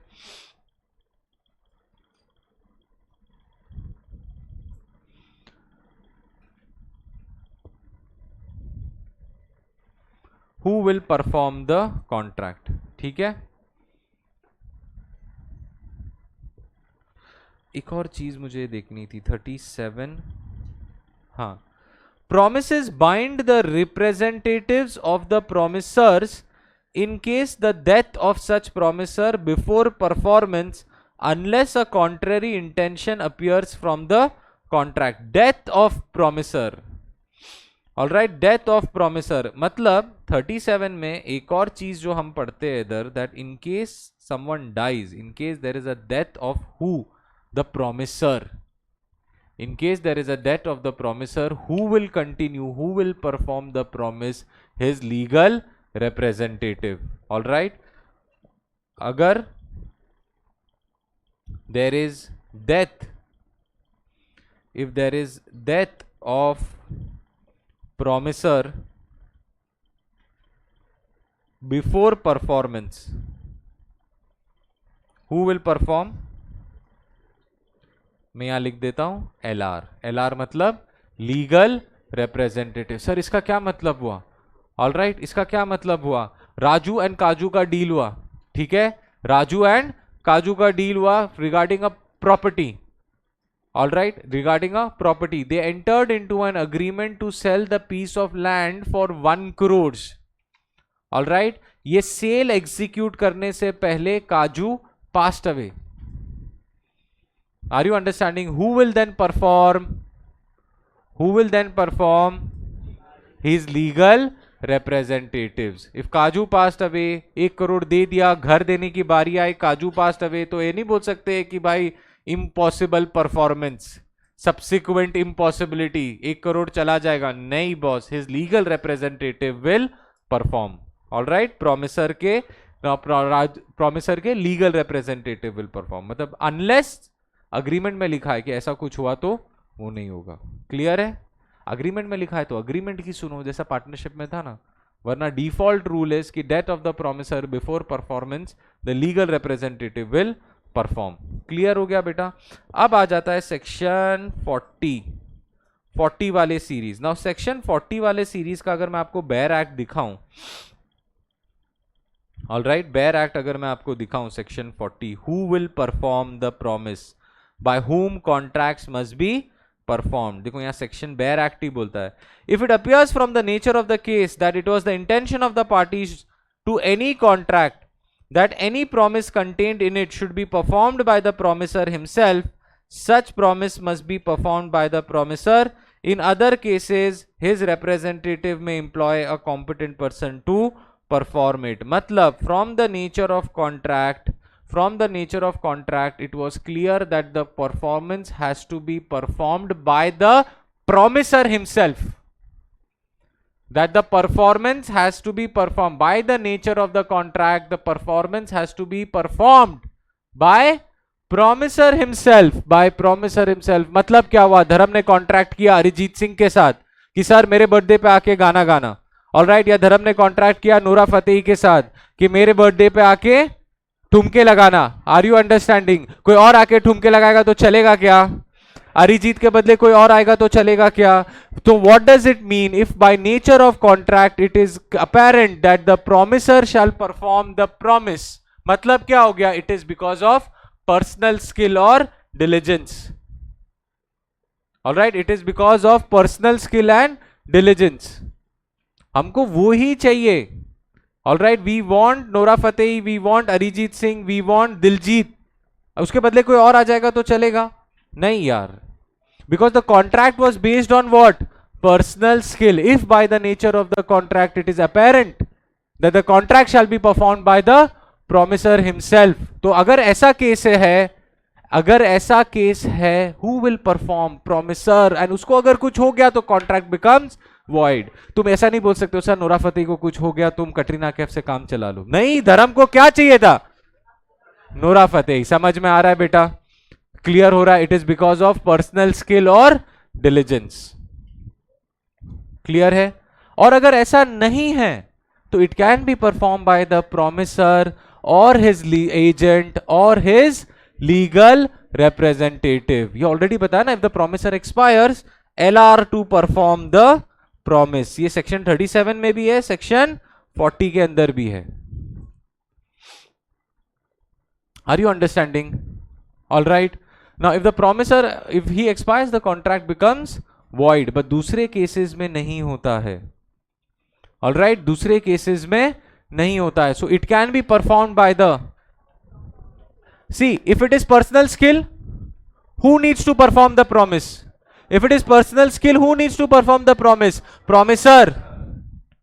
All right, but if it does not involve personal skill, because क्या लिखा हुआ था बेयर एक्ट में?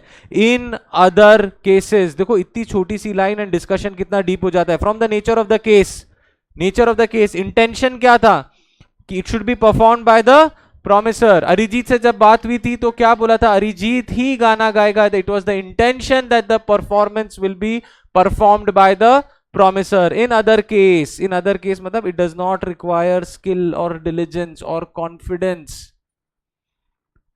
Are you understanding?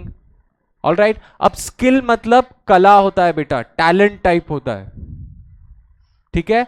And diligence या हम बोल सकते हैं confidence. There is a very thin line of difference between skill and confidence. Are you understanding? Skill मतलब होता है कला, talent, painting.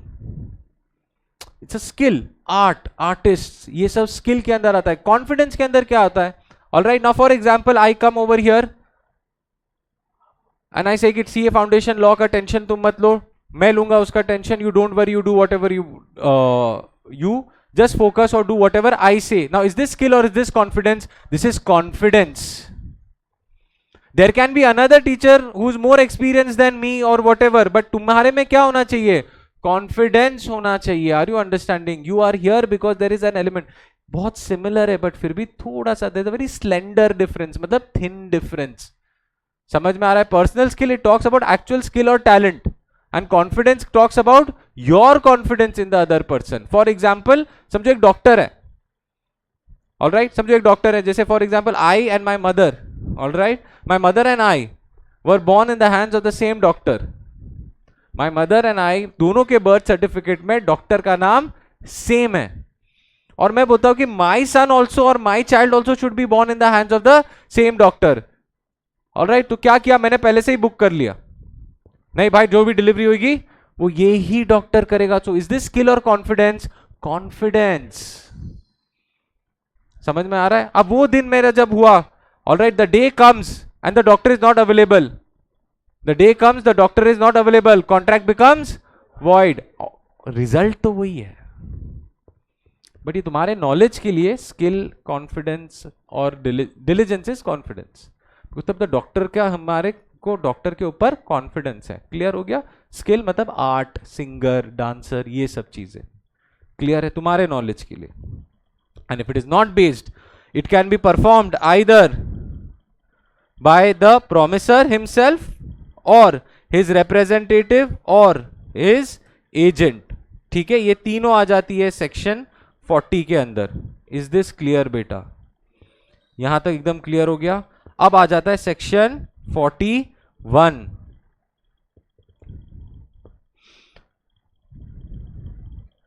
Effect of accepting performance by third person. मतलब क्या हो गया? When a promisee accepts performance of the promise, he cannot afterwards enforce against the promiser. Performance by a stranger, if accepted by the promise, discharges the original promiser. Please understand, section 40 क्या बोलता था? Promiser, his agent or his legal representative. In case it is not of due skill or diligence, it can be performed by. section 40 क्या बोलता है? He himself, his agent or legal representative. section 41 talks about performance by third parties. What does it talk about? Performance by third parties. If it is accepted by the promisee, if it is accepted by the promisee, it discharges the original promiser. Please मेरा बात बोलो. If it is accepted by promisee, it discharges the promiser. If accepted by promisee, it discharges the, if accepted by promisee, discharges the. All right, sir इसका क्या मतलब है? बोल तो लिया. If accepted by promisee, discharges the promiser. Clear है? वंश बहुत टेंशन में बैठा था. मैं बोला बेटा क्या हुआ? ऑल राइट, बेटा क्या हुआ सर, मैंने किसी को प्रॉमिस किया था कि I have to pay them 50,000 rupees, ठीक है, बट अभी पैसे का अरेंजमेंट नहीं हुआ। मैं बोला बस इतनी सी बात है, क्यों इतना स्ट्रेस ले रहा है यार, कौन है बता। बोला सर धर्म को देना था। बोला धर्म को देने का था, छोड़ना, तू काय को टेंशन लेता है, तू जा बिंदास एंजॉय कर। All right, now who is the promisor? Who is the promisor? Vansh. Who is the promisee? Who am I? मैं गया धर्म के पास, बोला ये ले 50,000 रुपया, नहीं ये बार बोलता ये ले 25,000 रुपया। 25 का there is a reason, there is, ये ले 25,000 रुपया, मेरे दोस्त को तंग मत कर, वो भी टेंशन में, दे देगा वो, ऐसा कुछ नहीं है। तो उसने ले लिया वो पैसे। Who performed? Who performed? Third party. All right, who is the promisor? Vansh. Who is the promisee? Dharm. Did promisee accept my performance? Yes, it discharges Vansh to that extent. To that extent मतलब अब धर्म यहां आके नहीं बोल सकता sir ने तो 25,000 अलग से दिए, तू तेरा 50,000 दे। समझ में आया? ऐसे लोग बहुत होते हैं, इसके लिए लॉ लिख के देता है। If it is accepted by the promisee, it discharges the, तो मैंने अगर 50 दे दिया, is he fully discharged?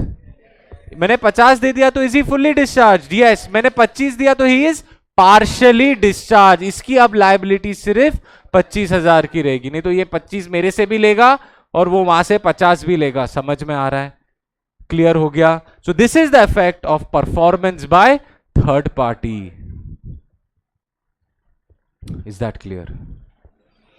दिमाग में उतर रहा है, समझ में आ रहा है ना? इंटरेस्टिंग है कि नहीं? All right, now so performance by a stranger मतलब performance by a third party, तो क्या होगा? इफ एक्सेप्टेड बाय प्रोमिसी तो discharges the promisor. All right, अब सेक्शन 41 की बात आ जाती है। सेक्शन 41 की बात आ जाती है, देखते हैं। When a promisee accepts performance from a third person, ये तो हो गया, एक मिनट, डिवोल्यूशन नहीं है, ठीक है। Look at this, joint promisor का केस देखो।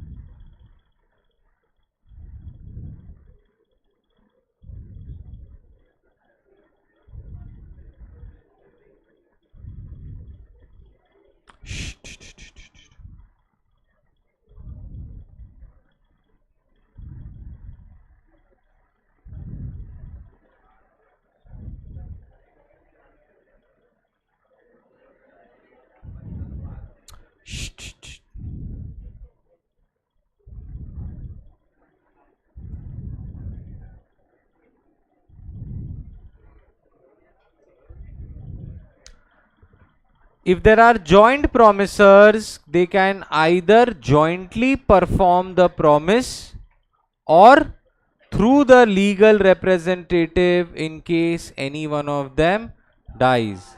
सिंपल है बेटा, ठीक है, सिंपल है। ये खाली एक क्लैरिफिकेशन मैंने इधर लिखा हुआ है। If performance is by, pay attention, if performance 42, 43, ठीक है, either jointly perform or through LR in case any one of them dies. अब वही मैंने बोला था, A था, there was B, C and D. D चला गया तो D का legal representative along with B and C will perform the promise. वाहियात, मतलब ऐसा कुछ इतना लॉजिकल, मतलब कुछ ज्यादा सब्सटेंस नहीं है। सब्सटेंस इधर था, performance by a stranger discharges the original promiser. Is that clear? All right. अब ना मेरे को सेक्शन 42 एंड सेक्शन 52 साथ में पढ़ाना है.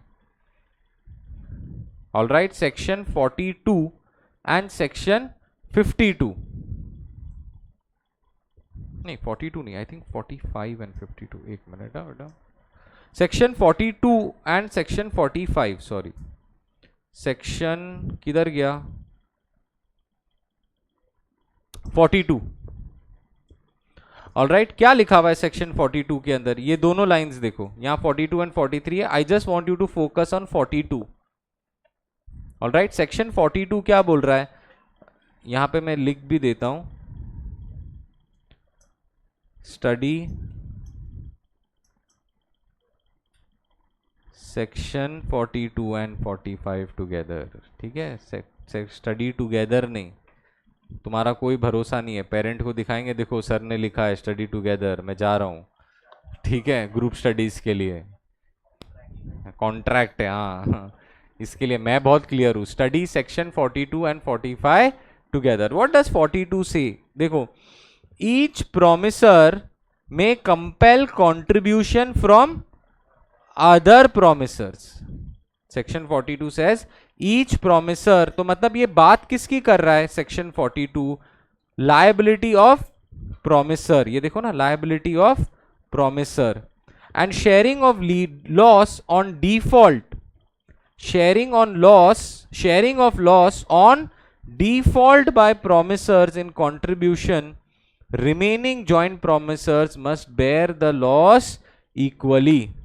Each promisor may compel contribution from other promisor. and दूसरा, तो ये बेसिकली बात क्या कर रहा है, ये liability of promisor की बात कर रहा है, या liability of joint promisors की बात कर रहा है. अब 45 rights of promisees. All right, तो ये क्या बात कर रहा है, ये बात कर रहा है लायबिलिटी की, ऑफ किसकी रहेगी, लायबिलिटी हमेशा किसकी रहेगी बेटा, ऑफरर की रहेगी ना एक बार के लिए. तो rights of liability of offeror मतलब liability of promisor, and rights of promisee. तो 42 क्या बोलता है, लायबिलिटी ऑफ एवरीवन यार बॉयज. 42 liability of promisor. 45 क्या बोलता है, राइट्स ऑफ प्रोमिसी. ठीक है, अब देखो बेटा ध्यान से सुनो इधर. 42 क्या बोल रहा है, every promisor may compel contribution from other promisors. ठीक है, A B and C together offered और promise to pay D. All right, promisors promisee बराबर है, इनका कुछ कॉन्ट्रैक्ट हुआ था जिसमें पेमेंट एबीसी करने वाले थे. पार्टनर्स होंगे, फ्रेंड्स होंगे, को ओनर्स होंगे, जो भी होगा, एबीसी मिलके उसको पेमेंट करने वाले थे. 100 kg का सीमेंट ही ले लो. All right, now each promisor may compel contribution from other promisors. तो जब पेमेंट की बात आएगी 3 लाख, तो ए कैन टेल बी कि बॉस निकाल 1 लाख रुपीज, निकाल 1 लाख रुपीज. ये खुद 1 लाख निकालेगा and together they will pay D. He may compel. He has the right to compel this person to give 1 lakh rupees. यहां तक क्लियर हो गया. ऑल राइट, इनकी लाइबिलिटी इधर आ जाती है. अब दूसरा, sharing of loss on default. इसमें एक कंगाल हो गया, इंसॉल्वेंट हो गया at the time of making payment. Sharing of loss, ये लॉस ऑन डिफॉल्ट नहीं है, पढ़ने का समझो. तुमको ऐसा पढ़ोगे ना, sharing of loss on default, गलत मतलब तुमको समझ में नहीं आएगा. Sharing of loss on default by promisor. C has defaulted in payment, C has defaulted in payment. कंगाल हो गया, इंसॉल्वेंट हो गया, सर मैं अब नहीं भर सकता 1 लाख रुपीज, तो लॉस हो गया. लॉस किसको हुआ, लॉस किसको हुआ, ए एंड बी को लॉस हो गया बेटा. ए एंड बी को लॉस हो गया. This loss is to be borne equally. अब 3 लाख का payment will become 1.5 lakhs and 1.5 lakhs. समझ में आया. तो ये क्या हो गई, लायबिलिटी ऑफ जॉइंट प्रोमिसर्स. तो one promisor may compel the other promisor to pay, कि यार वंश टाइम आ गया है पे करने का, चल 1 लाख मेरा, 1 लाख तेरा. अब वंश बोला सर मेरे पास पैसा नहीं है. मैंने बोला वंश यार मेरे पास पैसा नहीं है, बहुत नुकसान हो गया, मेरा पैसा कोई लेके भाग गया. वंश बोलेगा ठीक है, अब वंश को क्या पे करना पड़ेगा? 2 लाख रुपया। समझ में आ रहा है? क्लियर है? तो सेक्शन 42 इज वेरी क्लियर। अब 42 के बाद हम जंप करते हैं सीधा section 45। When a person makes a promise to more than one person jointly, now हम उल्टा केस ले लेते हैं। D promise to pay A, B and C. All right, so they are called as, ये हो गया promisor, A, B and C are called as joint promisees. On the death of any one of the joint promisees, C चला गया तो D ये नहीं बोल सकता ये अभी मैं सिर्फ 2 लाख भरूंगा। नो, ठीक है कि डी चल गया सर, सुपरवीनिंग इम्पॉसिबिलिटी नहीं। On the death of any joint promisee, the legal representative, जो सी का लीगल रिप्रेजेंटेटिव रहेगा, L R will receive the performance. A, B and the legal representative will receive the performance. समझ में आ गया बेटा? Is that clear? तो section 37, 38, 39, फिर 40 पढ़ा अपन ने, 40 पढ़ा ना, 40, 41, 42 एंड 45। क्लियर है? यहां तक क्लियर है? ठीक है। हाँ बोल बेटा।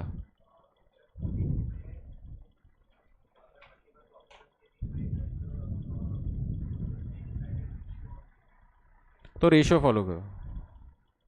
रेशियो डिसाइडेड है तो रेशियो फॉलो करो, नहीं है तो इक्वली।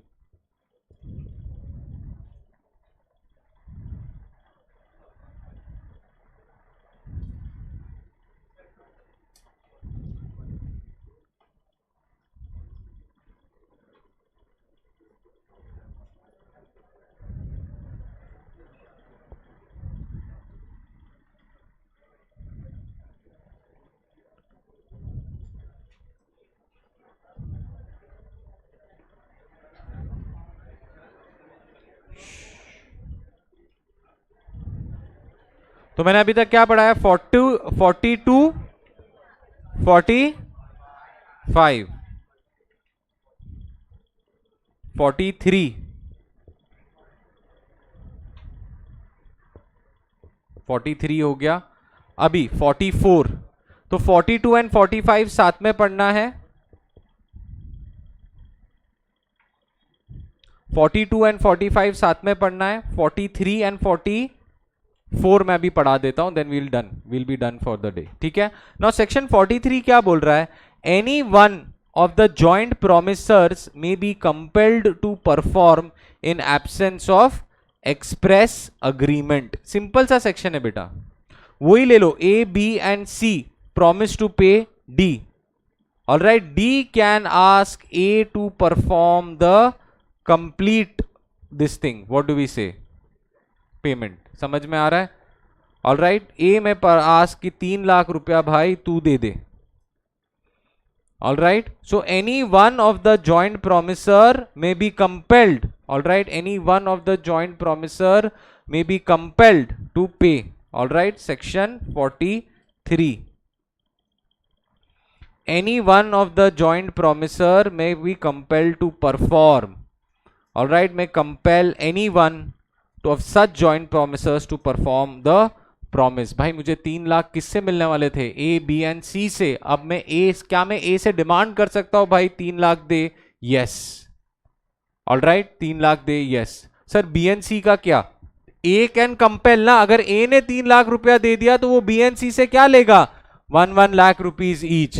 तो लॉ क्या बोल रहा है भाई? तुम जो ओरिजिनल प्रोमिसर था ना, प्रोमिसी, उसको फ्री कर दो, फिर आपस में डिस्कस कर लेना। जो कॉन्ट्रैक्ट है उसको 3 लाख आना था ना, आप उसको 3 लाख दे दो ए, फिर आप ना बी एंड सी, आपको राइट दे रहा है लॉ कि बी एंड सी से you may compel more, compel the money, sorry compel the payment. समझ में आ रहा है? Is that clear?